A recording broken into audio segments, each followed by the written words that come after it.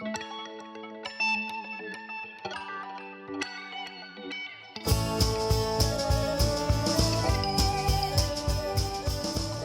there, and thanks for listening to our bonus episode on Talha, or amphora wine. I hope you enjoyed our podcast from the town of Vila de Frades, where we found out all about how it's made and what it is. You'll remember we met Teresa Queiro, who gave up diamond mining to move back home and learn winemaking with her grandfather. Well, after interviewing her on St. Martin's Day, the celebration of the opening of the talhas, she bundled us into a car and said, "We're going to a talk. You've really got to come and meet this guy." Estávamos a fazer entrevista com ele, mas ele está sempre aí, Samuel. She was talking about Hamilton Reis, a famous winemaker for Mouchão, which we'll visit later in the series. Pois. But he also makes his own wine, and Teresa was taking us to his house. So where are we going? What's the talk? So now we go to Natus Vini. It's a producer, but he's doing different things in Talha because he don't use the mother, the solid parts. Okay, he only put the wine in the clay pot, and he's using the really good. He's doing in a very good way. Yes, he's very a lot of wine. It's here.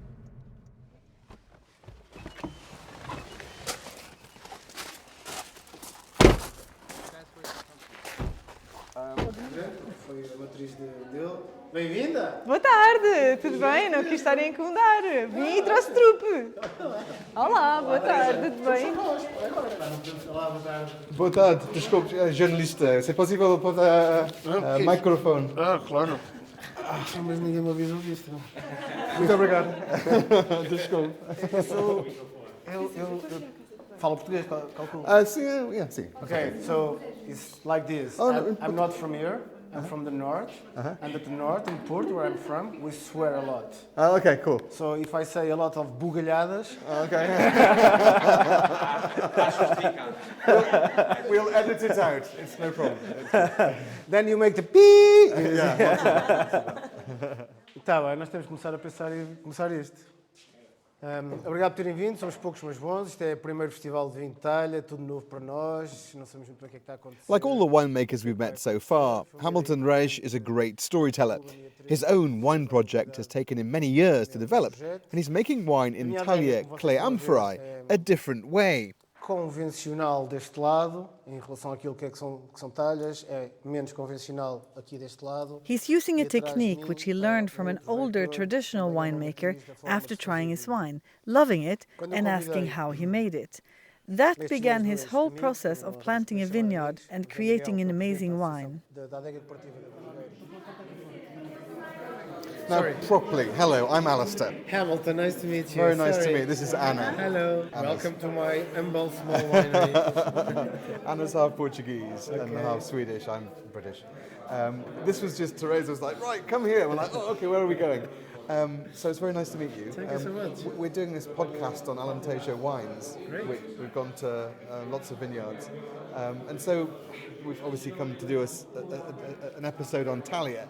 So I just wanted to get a couple of the things you said today in English. My Portuguese is not very good, No worries. but I got quite a bit of it.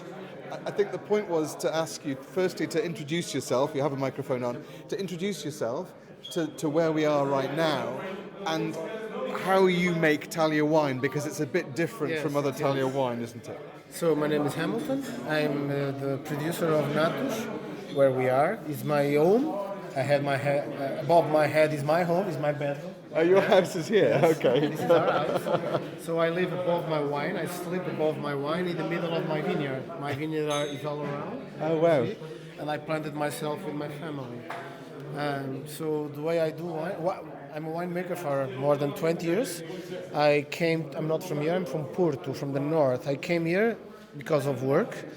And I was for many years head winemaker in a very important company. Then I swapped to another very important company that I love, called Mouchão, of course.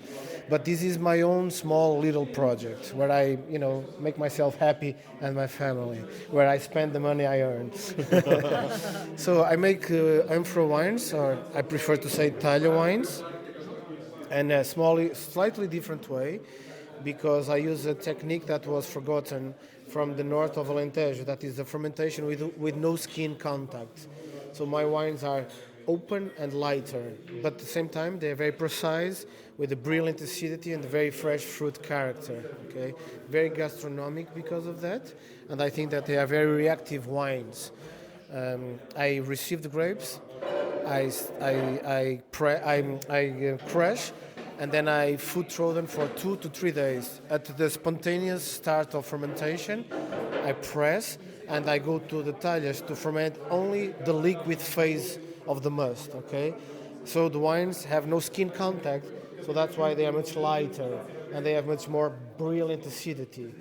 At the end of the alcoholic, I rack them from the clay and I age them in very old pipus that you see there.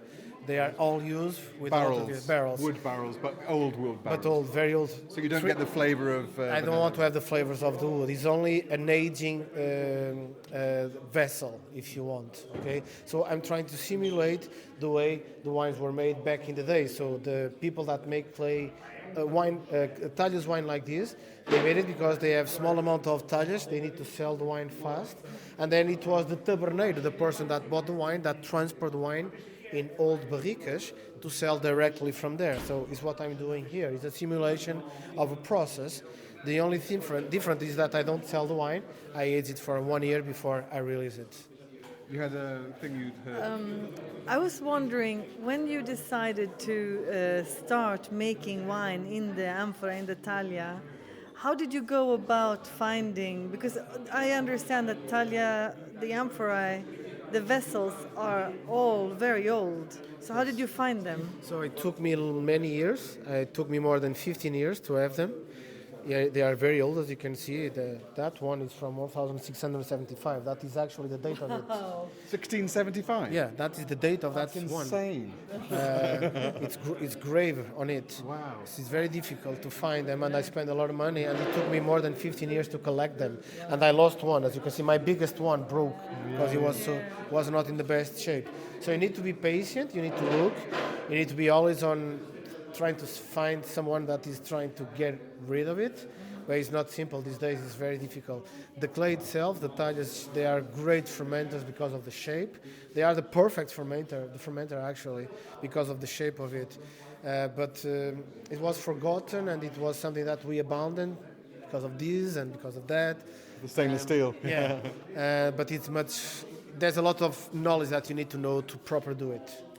There was something really interesting that I listened to your talk, and you were telling me about meeting a younger man called Samuel and his grandfather. Yes. What was that story? So the way I'm not doing something that I invented myself. So what I'm doing here is I'm replicating the technique of someone, very old person I met in Porto Alegre many years ago in Salão Frio. That he told me that he was making the wine. I tasted the wines before I knew how he was making them. I love the wines. They were so fresh and vibrant, full of fruit, and so precise. I was in love for the wines. And I asked him, this is Talha wines? How come? How can you do Talha wines like this? And then he explained to me, I have a lot of vineyards, but a very small limit number of talhas. And I didn't understand what he was saying. So and then he explained to me, well, it's very simple. It's a math thing. If I pick up 900 kilos of grapes and I put in one talha, because it's the capacity of the talha, I will take around 600 liters of wine because the mass is there. But if I put 900 liters of liquid there, I will remove around 850 liters of wine. So it was only math, okay? But in the end, also the consequence on the wines. If you put only the must with no skins, you extract less. You extract much less. So the wines are much more light, but at the same time very more brilliant and beautiful. And I love them like that. I have to say, we tried your wines and we absolutely loved both of them. Thank you so much. Thank you. We'll be hearing much more from Hamilton when we meet him doing his day job as head winemaker at Luchau. But it was great to see his beautiful cellar under his house, which is surrounded by vineyards. We met a load of interesting people at his talk, and we'll be hearing from some of them later too. But for now, that's all from this bonus episode. We'll be continuing the Roman theme next episode when we meet a god of wine. And visit a wine cathedral. Oh, and also chat to a Roman soldier. Please subscribe on your podcast app or sign up for regular updates at our Big Portuguese Wine Adventures Substack page. Thanks so much for listening, and we'll see you soon.